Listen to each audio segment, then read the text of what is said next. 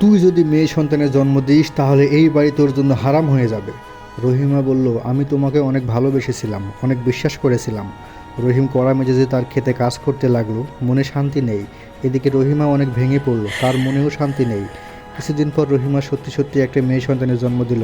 রহিম রাগে গড়গড় করতে লাগলো। রহিম তালাকনামার কাগজ হাতে নিয়ে রহিমাকে বাড়ি থেকে বের করে দিল।